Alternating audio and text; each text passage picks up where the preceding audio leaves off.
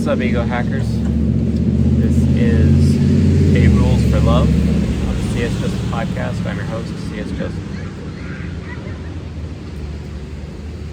Welcome back to one of my favorite filming spots.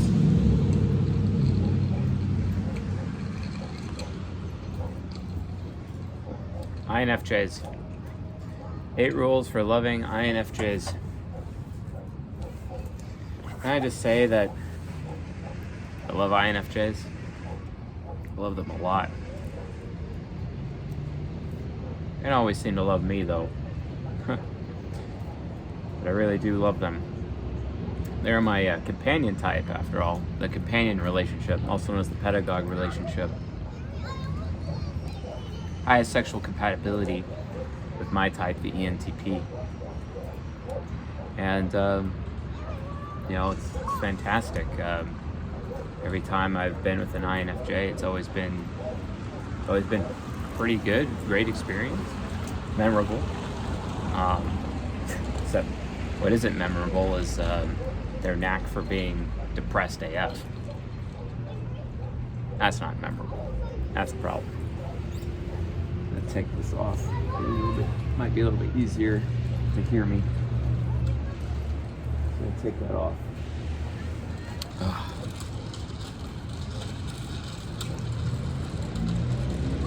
So, INFJs, just like any of the 16 types, can actually be, let's just say, difficult to love. They can be. They can be difficult to love, just like any of the 16 types can be difficult to love. But why INFJs specifically? We haven't really talked about it a lot, but it's kind of going to be like a re-release of the virtues and the vices. It may actually be the next season we're going to be talking about here in the members area. Actually, I think it will be. But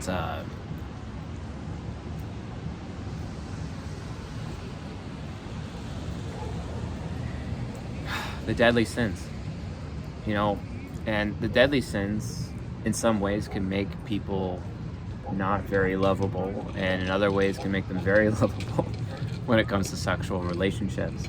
Although the deadly sin that INFJs hold makes it really difficult for people to love them ultimately.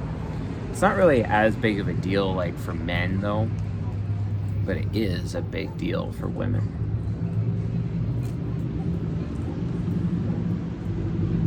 Dang, I lost it. Not expecting it to go out so quick. Dang. I guess it's just one of those days and didn't do a good enough job lighting it. I don't know.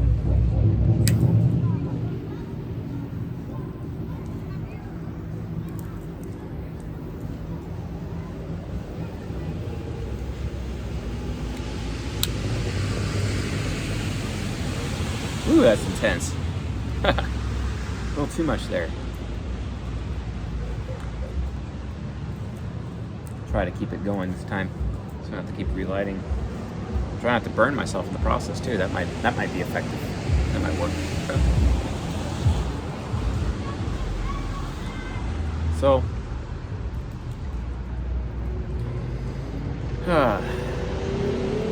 the deadly sin of the INFJ. Well, it's lust.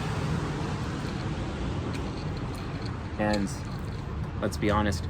INFJ women of all the types end up having the absolute highest number of sexual partners out of all the 16 types. This is especially biblically exemplified in the book of Hosea, because I maintain that Gomer, the wife of the prophet Hosea, was an INFJ, and she used to be a prostitute.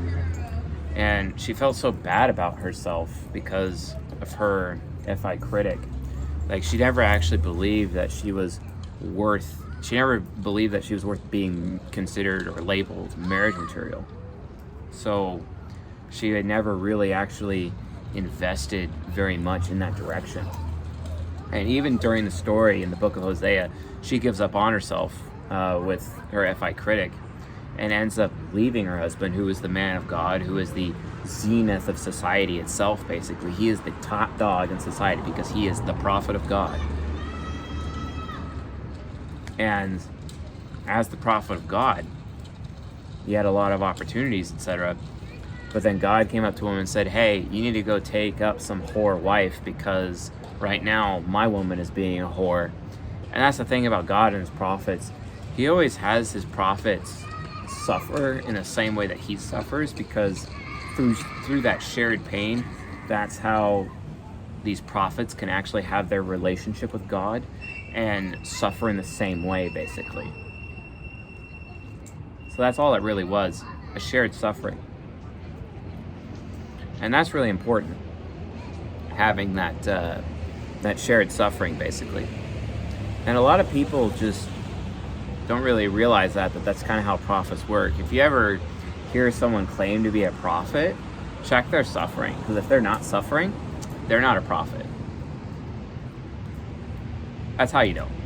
That is the number one sign.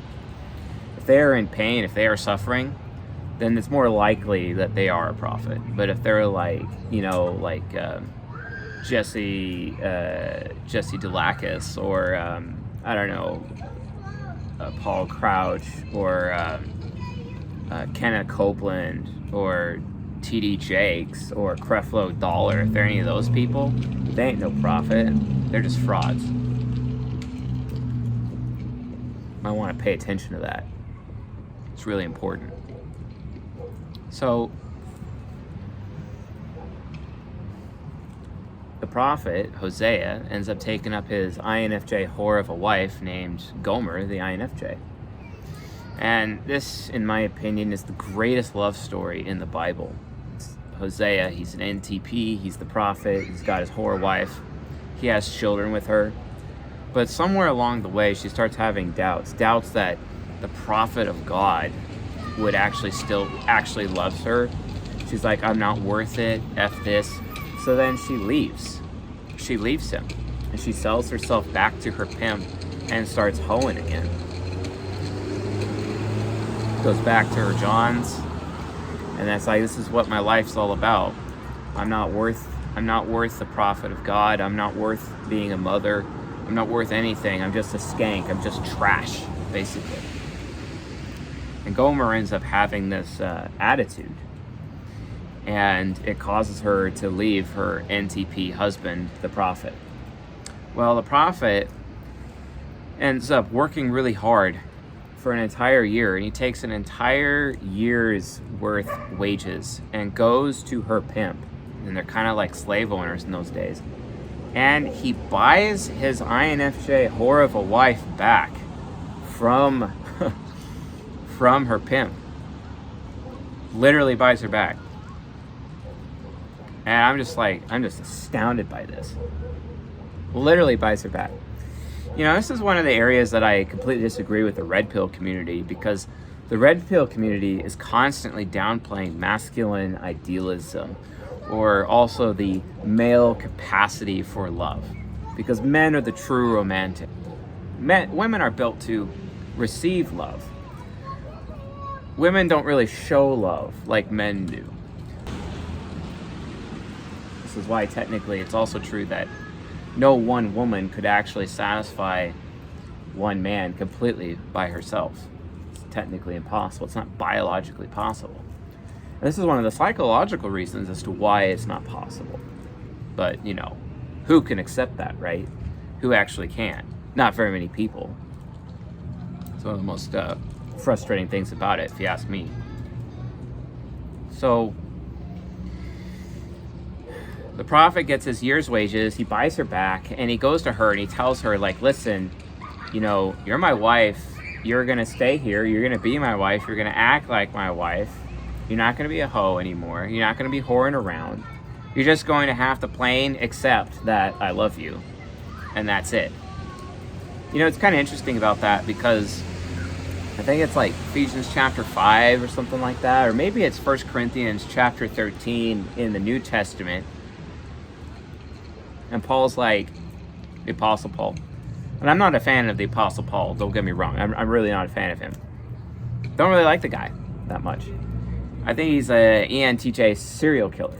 But he makes some good points in his letters. Let's be honest. So, Paul says, the bridegroom will present his bride to himself without stain or blemish. What does that mean?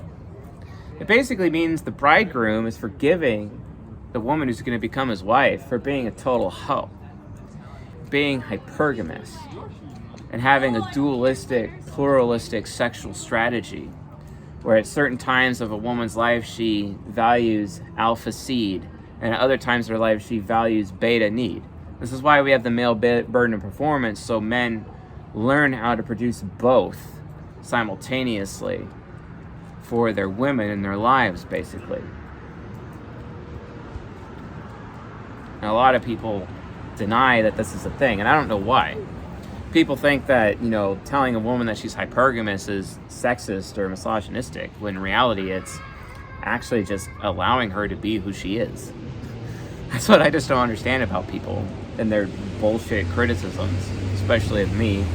I'm not some red pill author. I'm not even a red pill content creator, and I actually have a lot of problems with the red pill because, like, for example, the red pill doesn't give masculine idealism its due. It doesn't allow masculine idealism to be okay. This is what I find really frustrating. The red pill also heavily overemphasizes alpha traits, which I think, while important, is not the end-all, be-all. And as Neil Strauss said at the end of the book The Game, as he basically predicted, it's getting to a point where the pickup artist culture within society has gotten so out of control that that men lack the social skills for masculine, feminine sexual relationships, basic default ones. Well, it's no different for the women, don't get me wrong, and honestly, women are probably way worse than men are, and that's just a fact, especially since how society enables female solipsism. But society takes advantage of masculine idealism, and that's why men are just so hyper-focused on, providing beta traits instead of the alpha traits, which so few men can actually do, especially in this day and age, especially with this toxic society. I mean, hey, even Hosea had to get 1 year's wages for his INFJ wife to prove to her that he loved her. Folks, there's a lot of lessons we can learn from Hosea, and quite frankly, the 12 Rules for Loving INFJs is built upon Hosea's example. An NTP. He wasn't even highest compatibility with her. He wasn't even an NFP. He's an NTP. Isn't that fascinating? And it's the NTP that ends up having full understanding of the 8 rules for love when it comes to the INFJ.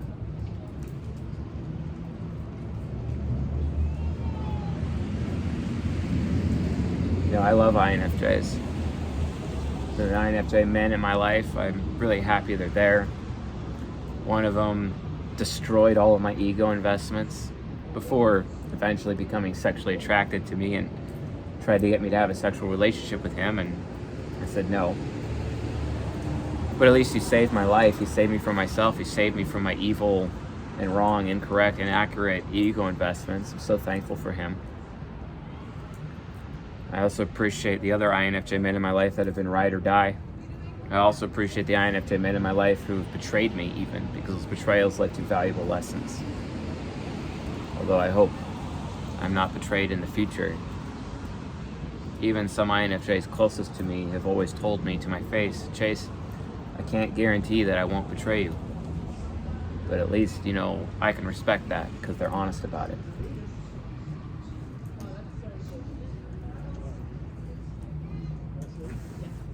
It's that kind of honesty that just doesn't exist. It's not really something that's often found in society. And I love that about INFJs, how they have that honesty. I know it's an incredibly long intro, folks, but bear with me. The example of Hosea is extremely important, especially when you're dealing with FI critic.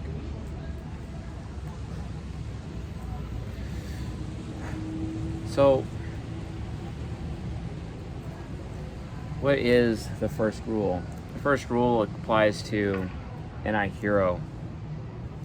And I hear it was all about what it wants. It's all about what it desires. The thing is, though, is that when it comes to INFJs, because of how external they are, they're the most externally focused of the introverts.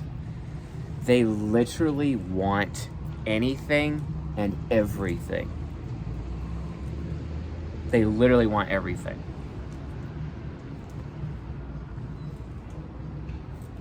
Everything. They literally are no limits. They're all about no limits. No limits is everything to them.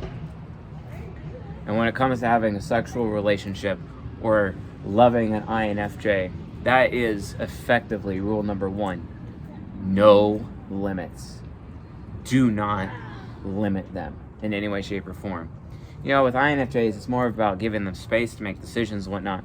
But with the INFJ, because they're affiliative, because they're Templars, they usually end up living in a box. They prefer to live in a box. They want to be in a box because the box has boundaries. The box has rules. And they want to know what the boundaries and the rules are so they don't violate those boundaries and potentially put themselves at risk.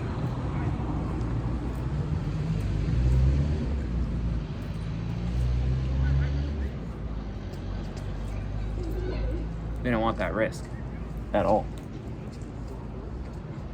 It's because it's dangerous. That kind of risk is dangerous.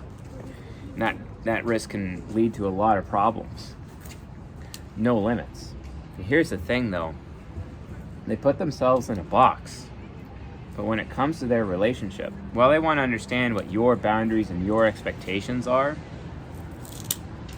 oftentimes, all the time, and how important that is to them, well, the thing about it is that when it comes to their relationship with their significant other, it's the one time in their life where they don't want to have any limitation. They just don't want to have any limitation whatsoever. Like, especially in the bedroom. They want to be able to try, they want you to the point where you're comfortable enough where they can try just about anything on you. You're just going to have to get to that point. Like, seriously. Like, that's the level of no limits that I'm talking about. So yeah, the first rule is really no limits. Because eventually, like, INFJs, they get so affiliative, but when it comes to their sexual relationships, they want to actually use their ESTP subconscious and actually experience true freedom of expression, true, set the structure even when it comes, especially to the bedroom. But, like, literally, it's all about no limits. And they need to understand, like, and you have to express no limits to them in such a way, too, where you yourself have to make sure that you're not really putting very limits on you because they need to mirror your behavior, okay? Because an INFJ will naturally limit themselves if you're limiting yourself, basically. And that could be a huge problem. If you're limiting yourself in your way and you're in your comfort zone, they're going to get stuck in your comfort zone with you. And then eventually they're not going to, their shadow is going to feel unfulfilled. Their SI demon is going to freak out, and it's really, really going to be bad. You need to be prepared to make sure that you live in a no limits way, to the point, like, for example, if you're an SI user man and you're in a sexual relationship with an INFJ woman, you're actually asking for it. You see what I'm saying? Oh, like, many of them are like, oh, that's so amazing, as I say that just right now as they're watching this, because that's a fact, okay? You gotta get to, and all for the SI user women out there, like, if you're not down to your INFJ man, then that's, like, gonna be a serious problem. As I said earlier, the deadly sin of the INFJ matters. What is the deadly sin of the INFJ? Since many of you are like, why haven't you said it yet, Mr. C.S. Joseph? And it's like, it's because it's lust. I did say it technically, actually. I'm kind of all over the place right now, forgive me. That's why I'm trying to, like, smoke so I can calm down a little bit. I had caffeine today, and I don't usually have caffeine, so I'm kind of, like, all over the place right now. Trying to keep it as real as possible, though.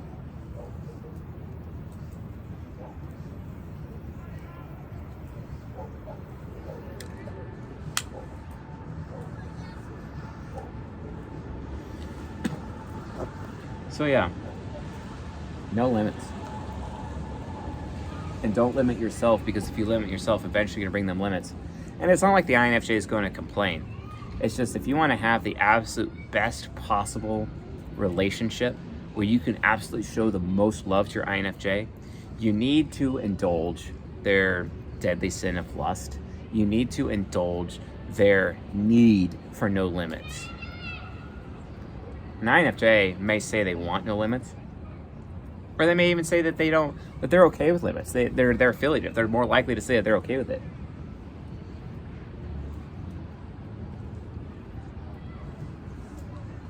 But that's not the truth. It's not the truth. It's not the truth at all. It's a need. No limits is a need. And you, as their partner, need to be there to meet that need. I can't stress this enough. This is probably the most important rule out of this list, because a lot of people just don't understand the significance. It's not enough to just let INFJs do whatever they want, because they'll freak out. It's more of you as their lover need to facilitate the opportunity for a no limits relationship, especially in the bedroom, okay? Because if you're not going to give that to INFJ, it's really going to, they're never really going to feel satisfied in their relationship with you. And their deadly sin of lust is just going to get out of control. Just like it did with Hosea and Gomer, because Gomer ended up going back to being a whore again. You know, I wonder if the quote-unquote man of God was actually putting any limitations on her. Not that her returning to being a street whore is justifiable, because it's absolutely not. But the thing is my point is that, is it possible that Hosea potentially wasn't facilitating that no limits relationship? I mean, for one thing, the INFJ with her TE trickster, Gomer realized that he was the man of God. He had the reputation of being the man of God and being the prophet, and she had to uphold that reputation. So she probably chronically felt guilty all the time that here she is, this street whore who's having children and married to the man of God. And it just bothered her, because it's like, I don't deserve this. Of course, that's TI child God complex, basically deciding who deserves what and playing God, and she played God. She played God to the point that she ended up back in hell, even though she was previously, she was just rescued from hell, basically. And that's not good. It really sucks. It sucks. And I see INFJs who constantly put themselves back in that position over and over and over and over. And I'm like, guys, stop. There's really no reason. There actually is an opportunity for redemption. And redemption can be had. That's why it is written, the bridegroom presents his wife to him without stain or blemish. He is forgiving her sexual past. That's the whole point, folks. Okay? A lot of people don't get that. Now, that's not to say that I'm expecting men in general to forgive women of their sexual pasts, but that's why it happens. And of course, Hosea, being the man of God as an NTP, would do that, because guess what? NTPs have SE Trickster and SE Demon, okay? And they're either unaware of, or they really don't care about the sexual past. It's more of like, are you healthy right now? No STDs? Are you okay? Okay, yeah, sure. And then again, we talk about commitment in marriage, and I warn those NTPs, yeah, don't marry her, because statistically, if she's got more than 2 partners, then she's 70% more likely to divorce you. And oh, by the way, 80% of divorces in Western society are initiated by women anyways, so you might want to watch out, bro. Getting married is definitely not something I recommend. But you don't necessarily have to marry women to have sexual relationships with them. So what does it matter anyway? It's only very specific circumstances that I would ever recommend marriage to anyone. And even if I did recommend marriage, it would be done with certain stipulations, and certain legal structures would have to be put in place ahead of time to facilitate that marriage contract. And that's the thing, marriage is a contract no one gets legal advice on, especially the TE tricksters who are watching this right now, you INFJs. See what I'm saying?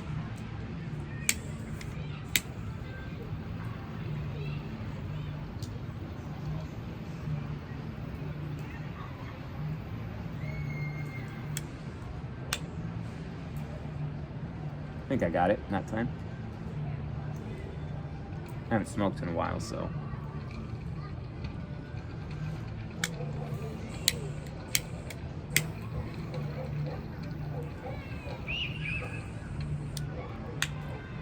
There we go. I think I got it. So yeah, no limits. That's rule 1. No limits, especially sexually, because they have that deadly sin of lust.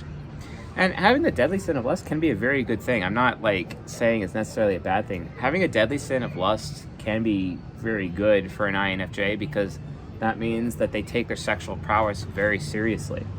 And they're usually just naturally amazing in the bedroom. Just like, ESTPs are, because they also have the same deadly sin of lust. My deadly sin is the deadly sin of envy, which when you're very envious, you end up understanding how attraction and desirability works more than anybody. Which means because of my deadly sin, one of the good things about having the deadly sin of envy is that I'll basically always be attractive. I'll always make myself attractive. I'll always be desirable in some capacity. You see what I'm saying? Which is something an NI hero would want anyway, right? So, it's a lot to think about. Like, all of these things fit together, and a lot of people just don't really understand, how all these things fit together, but it's true. So the second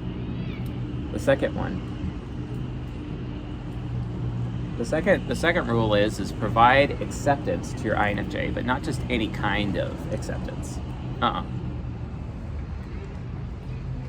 It's like reasonable acceptance. I don't know how to explain or label it properly, but let me explain. Don't compliment an INFJ. Don't do it. Do not compliment them. Unless, of course, you can provide a specific example as to why you're complimenting them or labeling them nice XYZ thing.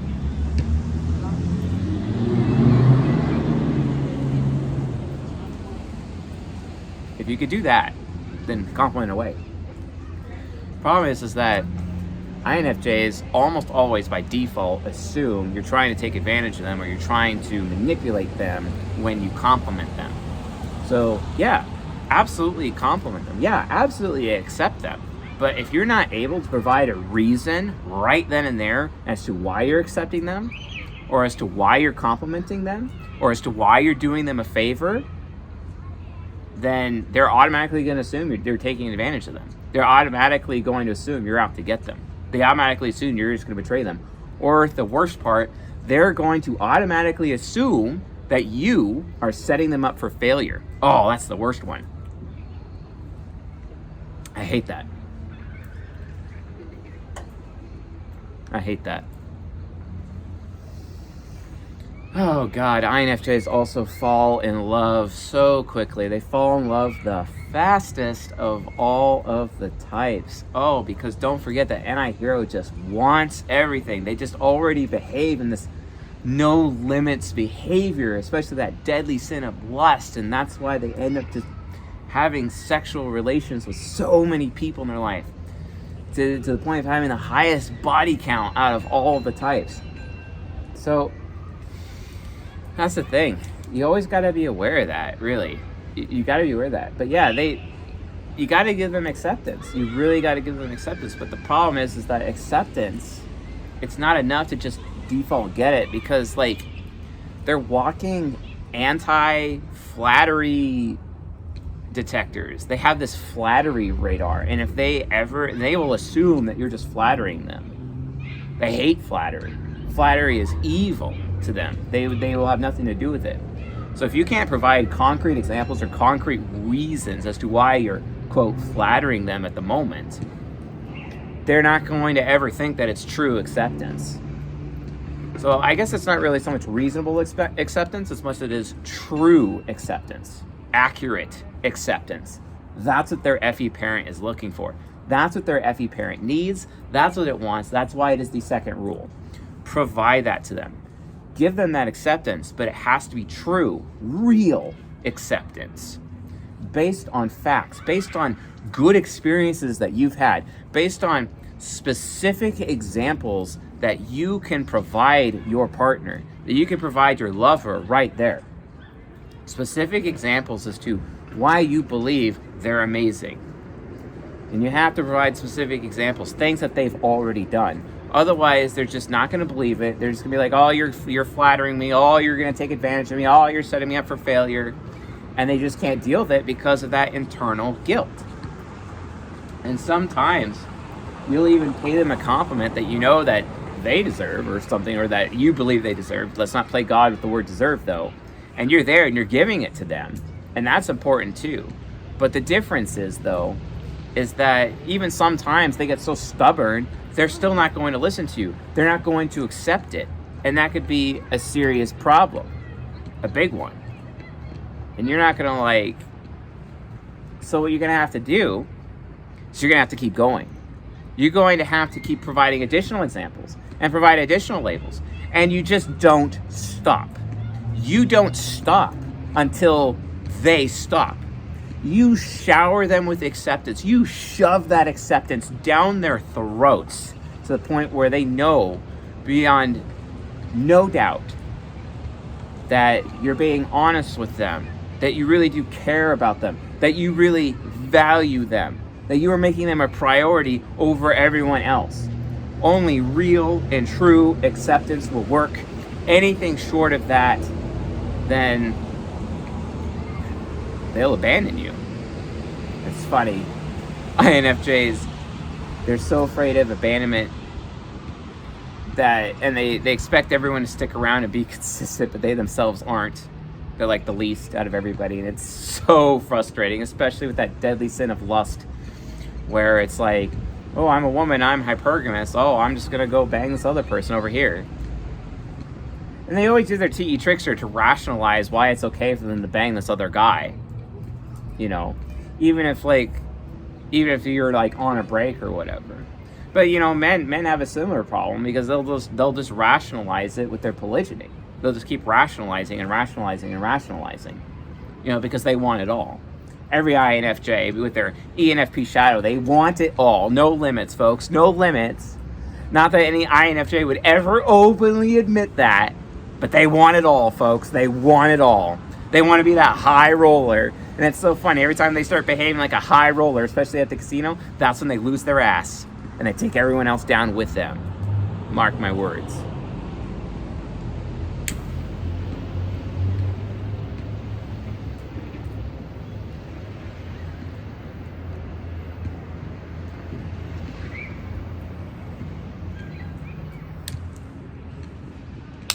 They always take everyone else down with them.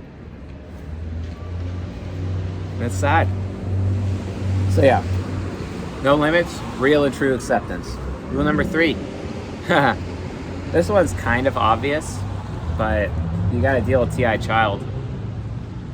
TI child can be a huge, huge problem to deal with. I could deal with them because I got TE critic. TE child can deal with them. TE inferior can deal with them. TE parent, not so much. TE hero, not so much. And don't even think about the other TI users, because it's just not going to happen.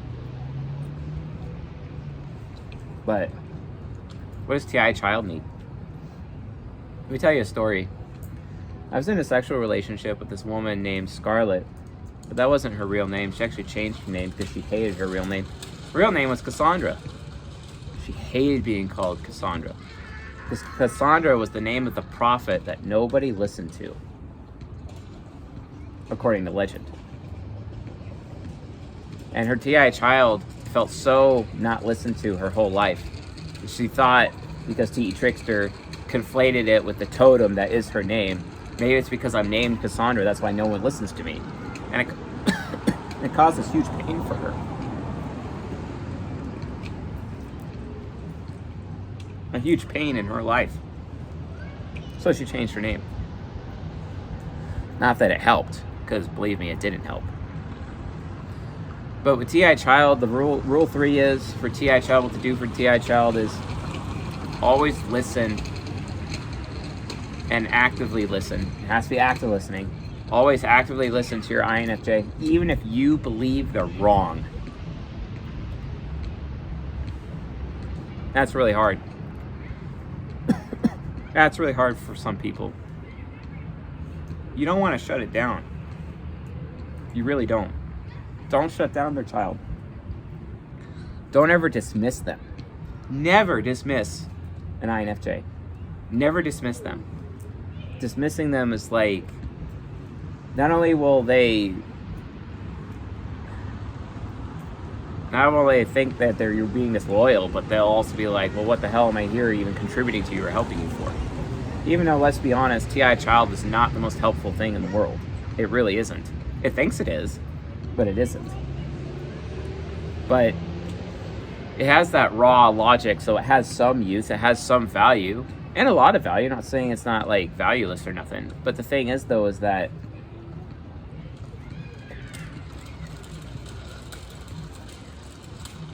oftentimes, like, the INFJ eventually, the TI child can develop a God complex where they fall in love with their own voice. But the thing is that already throughout their entire life, they've already suffered with the fact that no one listens to them anyway. So why do you think, as their partner, you get to not listen to them? Because one thing about TI child in an INFJ is that it could turn into TI parent with their ESTP subconscious. Why is that relevant? Why is that important? Because deep down, every single INFJ, male, female, doesn't matter, they all want to be challenged. They all want challenge. They want to be challenged. So, challenge them. Always listen to the TI child, even if you disagree with it, but make sure you challenge their thinking if you do disagree with it. Never just let them talk and be like, yeah, okay, but then not offer challenge. I see NFPs do this all the time, especially TE inferiors. Oh my God. I also see TI heroes do this, like INTPs and sexual relationships with INFJs. Oh my God. That's a huge mistake that they make. My friend John, he's an INTP, he's married to an INFJ. And John, if you're watching this, for your marriage, man, like seriously, this is it. Like right here, you gotta offer challenge. Because even if you're hurting her feelings, or if you think you're gonna hurt her feelings, you have to offer challenge, because she'll respect you more for that challenge than not. All INFJ TI childs need that challenge. So it's not enough to just actively listen. It's also not enough to actively listen even if you disagree with them. You have to complete the entire experience, and it's a shared experience they're looking for, where you're also offering challenge if you actually disagree with them. Because if you're doing that, if you don't do that, then guess what? It's another way for them to feel like you're setting them up for failure. Which is how, when you set up an INFJ for failure, that's literally you saying to the INFJ, and this is how they take it, that you hate them, not that you love them. Or even worse, that you're indifferent to them. And ENFPs, their golden pair, really, really understand that. They really understand that concept. And for some reason, most people don't. And it really frustrates me that that's the case.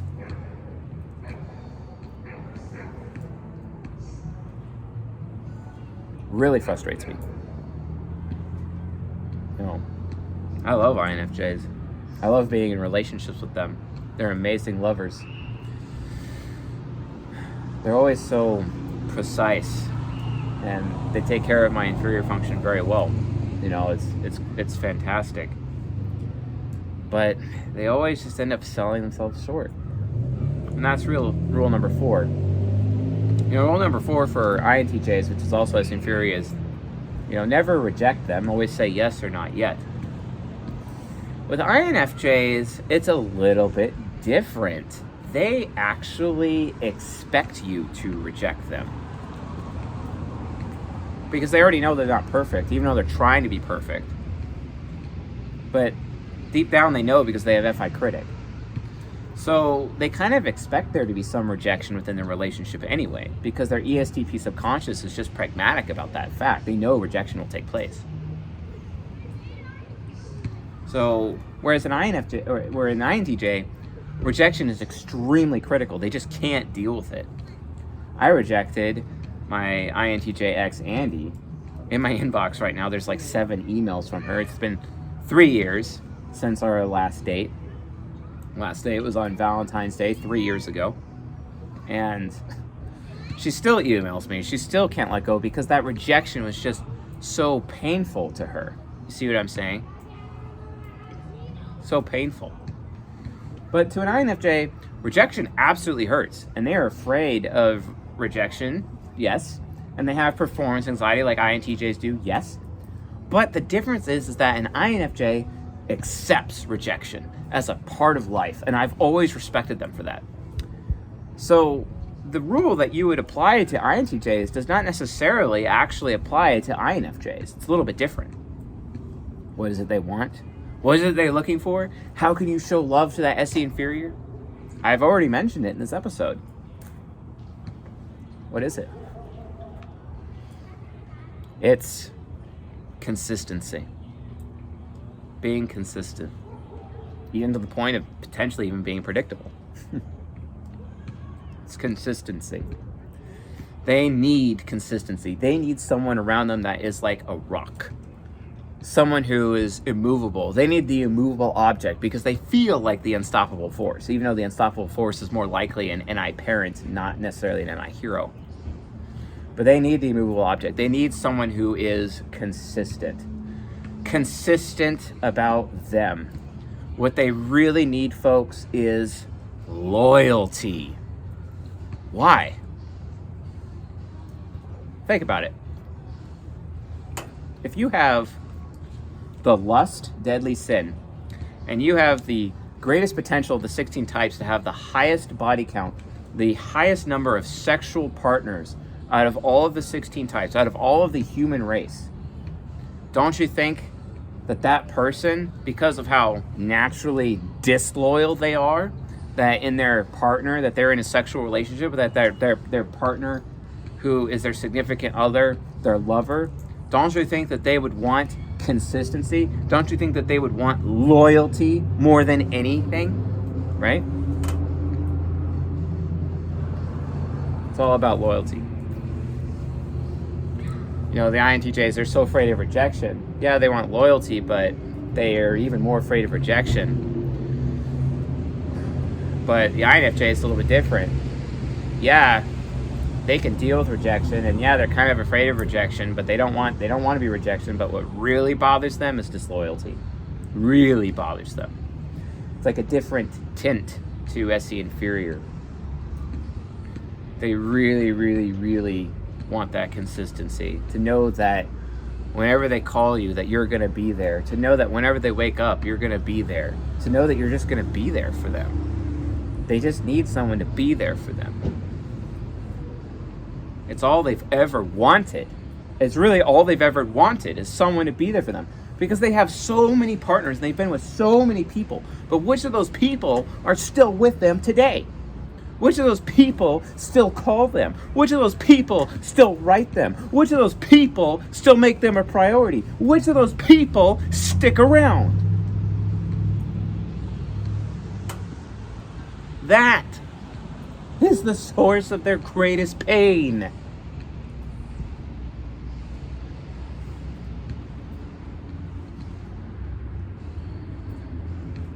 I refuse to be the source of that pain. I choose to be loyal. I choose to stick around. I always tell them, yeah, I know you're probably going to fail. You will fail in our relationship. But I always tell them, I always give you the right to remedy. I always give you the opportunity to fix the problem before I move on. You know, that is what is, in effect, what Hosea did for Gomer, right? After she left and he got the 1 year's wages and he went to her pimp her slave owner and literally purchased her from her pimp to bring her home to her family, to her children, to him. Once again, the bridegroom presenting his bride, who happens to be a street whore, without stain or blemish, and literally redeeming her, granting her redemption. The one thing that INFJs want more than anything. Why else do you think that Jesus Christ is an INFJ? He's known as the Redeemer. INFJs are all about redeeming people. Why? It's because they themselves want to be redeemed. What does that say about the character of God? Does God, who had his son, the INFJ, does Jesus Christ feel like a failure? Does he feel like he failed his creation, humanity, the human race?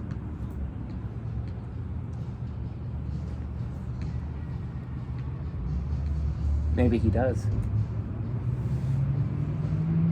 He's got SE inferior. Maybe he does. You ever thought of that, folks?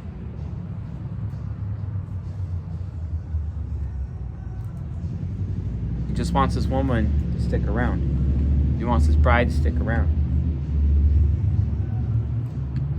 You know, Hosea, he stuck around. He stuck around for Gomer. He didn't let go of her. He was still loyal to her. And then he brought her home and said, hey, here's what's going to happen, okay? I brought you back. You're going to be my wife. You're not going to have any more sexual relations with any other men, just me. You're going to be here as my wife and the mother of our children, and that's it. And I'm giving you this one golden opportunity to fix what you did. Oh my God, that's amazing. That loyalty, that masculine idealism, huh? Yeah. That consistency. He stuck around for her. He never let go of her. Even though she let go of herself as much as she let go of him. And this is where the red pill community, they'd shit all over that. The red pill community, the Tomasis of the world, the Rushes of the world, the Royces of the world, would just say, oh, Mr. C.S. Joseph, you're just being a beta cuck. And you know what? Under their definition, they'd be right. I would be a beta cuck. But where's the masculine idealism? Where's the love? Because as Paul said, if you do not have love, you do not have anything. Where's the love, right? Where's the love?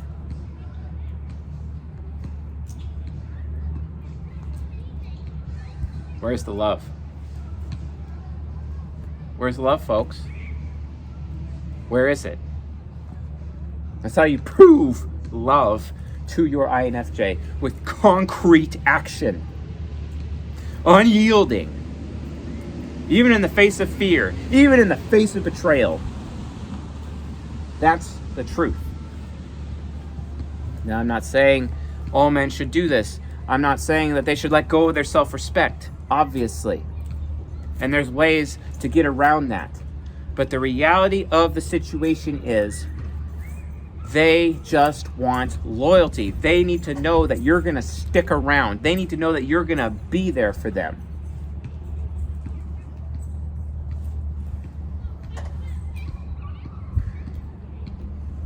It's so funny. This is one of their hypocrisies. They expect everyone else to be consistent and to stick around even though they themselves don't. And they don't because they just don't feel they're worth it. They don't feel like they deserve it. But every time an INFJ says, well, I don't deserve him or I don't deserve her, that INFJ is doing nothing more than playing God.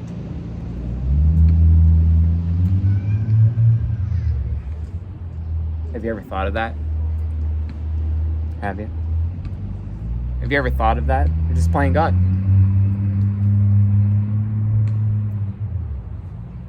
Fools. And don't get me wrong, I'm a fool too.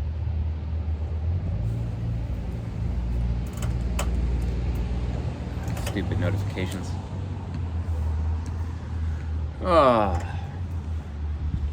Rule number 5.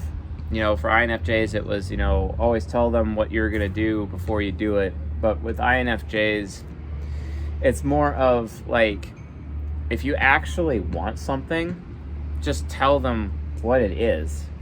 It's kind of like sharing. So share with them. Share with them like what you hope for. Also share with them what you despair over. It's kind of more of like more sharing, because the more you share with them, the less paranoid they get. The more it proves to them that you are sticking around. So it's make sure that you tell them what you want. Make sure you tell them what you're hoping for. Make sure you tell them like where you see yourself with them in the future. Talk about a future that includes them. That is rule number 5. It's just more ammunition to show that you're consistent with them.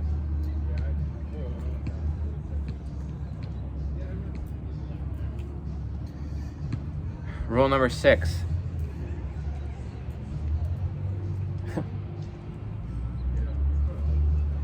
Rule number 6, like their FI critic.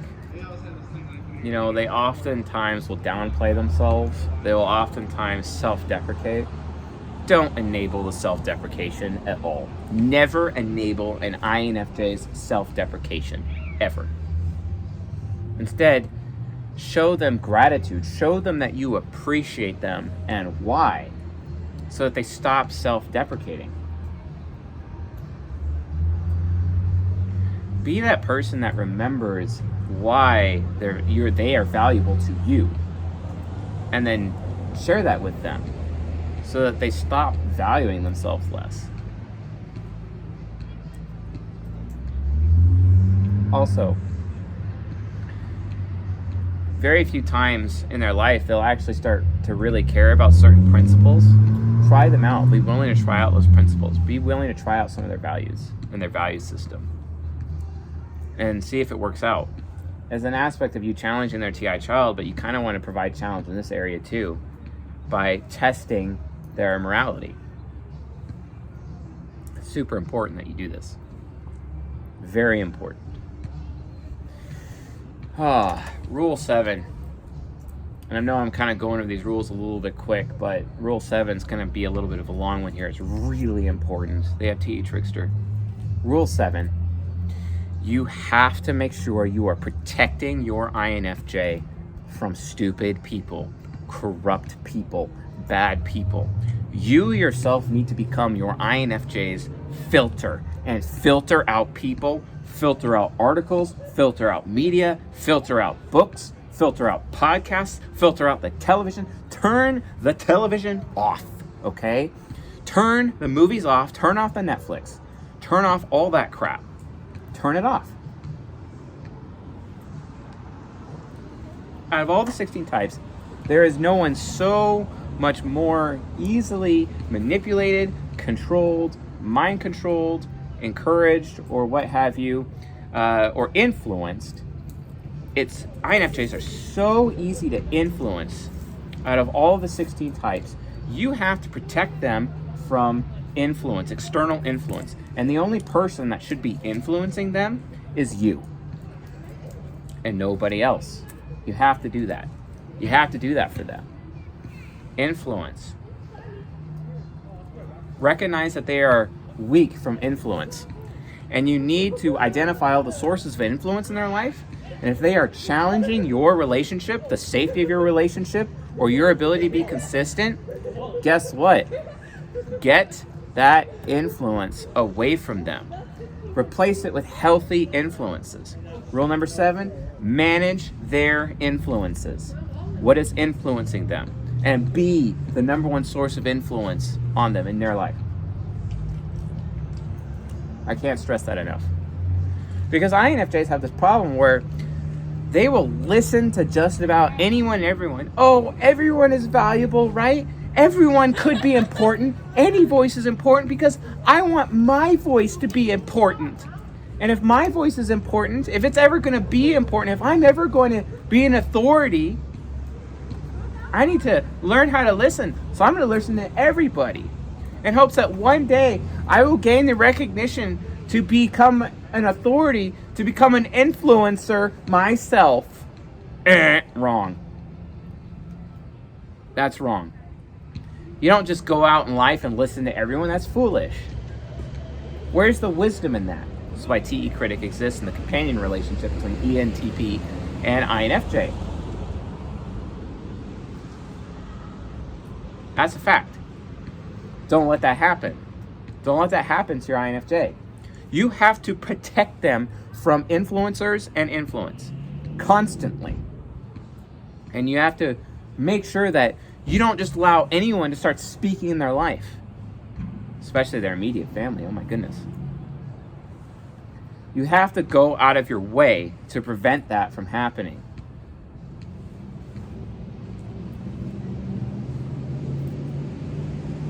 Otherwise, it could destroy you. Otherwise, it could be a huge threat to your relationship and you will lose them. You don't want that to happen.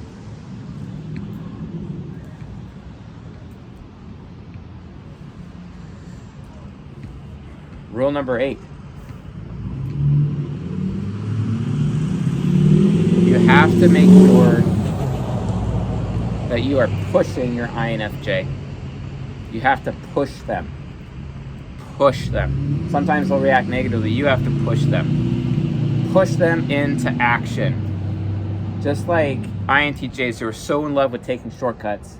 I don't know how many times I have seen INFJs with their little get-rich-quick schemes. It's so pathetic, and then they end up getting sucked in by ENFPs and be completely taken advantage of, and they end up taking everyone else down with them because, these little get-rich-quick schemes that they end up doing, or these multi-level marketing BS that they end up doing, or whatever. They're so easily sold. They're so easily influenced. So instead, while you're getting rid of the influence and observing Rule 7, Rule 8 is push them in the right direction. Make sure that they're putting in an effort. And here's the thing. You want to encourage, you want to know what pushes an INFJ more than anyone? You want to be able to push an INFJ to the brink without their SI demon coming out and burning themselves to the ground? By pushing yourself. By you making sure that you're putting in the most effort. Because by you putting in more and more effort in your life, they will be encouraged to mirror you, and then they will start putting in effort too. What this means is that when it comes to effort and pushing them, you need to take the lead in this area. Take the lead in your relationship. Take the lead when it comes to effort. And then they themselves will put in all of the effort, or they'll put in a lot more effort than they've ever done. So then it's no longer get-rich-quick schemes. It ends up becoming, I'm going to read 15 books so that I'm an expert in this, so that I can actually learn how to get rich on my own, because the long way, the long road is actually the fastest. And that's the point that SI Demon needs to understand. That's what every INFJ needs to know. So give it to them. Push them. You got to push them. Keep encouraging them in that direction. Make sure that you tell them that you expect maximum effort. Obviously, don't exasperate them. Obviously. So be wise with this. But push them. But here's the thing. They're never going to allow you to push them unless they see that you are pushing yourself first. That's the point. That's what they need. And make sure that while you're pushing yourself and focusing on their needs, they're going to be way more encouraged to, for the first time in their life, actually care about their needs, because they see that you are caring about your needs. And it becomes all about needs. And they're no longer ignoring their needs anymore. They're actually going to bed on time because they see you going to bed on time. You see what I'm saying?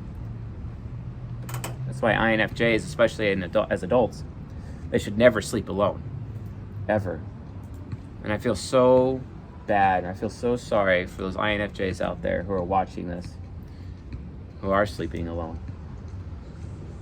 Because it even affects their health in a negative way, to the point where they end up having more disease than anyone else. They end up overdriving their headlights, as my INFJ uncle would say. Don't let that happen to your INFJ.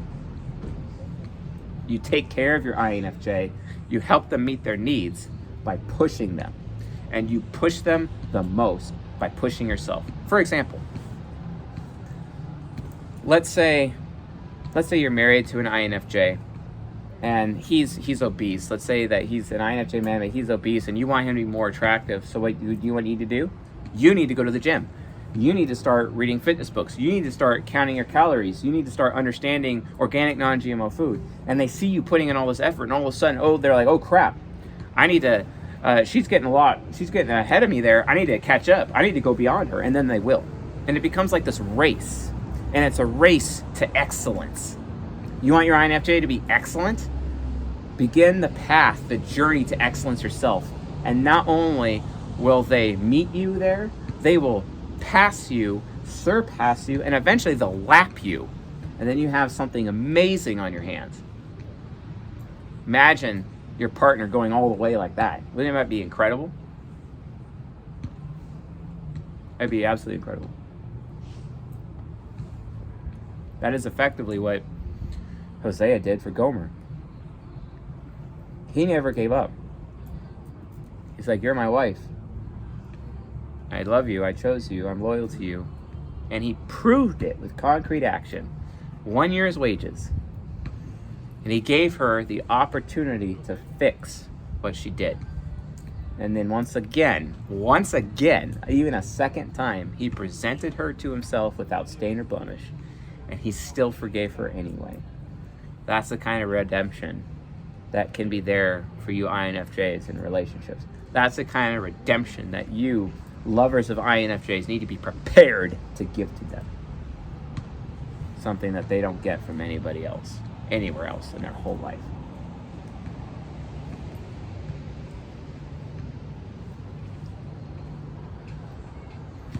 If you found this lecture useful, helpful, educational, enlightening, please subscribe to the channel and leave a comment below. Hope you guys enjoyed this episode. I know it was a slow start, but it's kind of necessary. I took a while to film this one because, I don't know, INFJs have a very special place in my heart, and I wanted to do it right. I wanted to do it right the first time. Because I love you all so much. I'm very thankful for you, that you exist. It gives me hope. So, anyway, folks, thanks for watching, thanks for listening, and I'll see you guys tonight.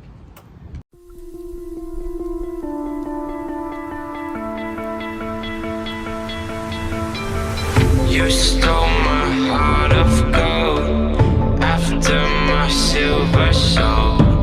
Can you dig any deeper now? I can't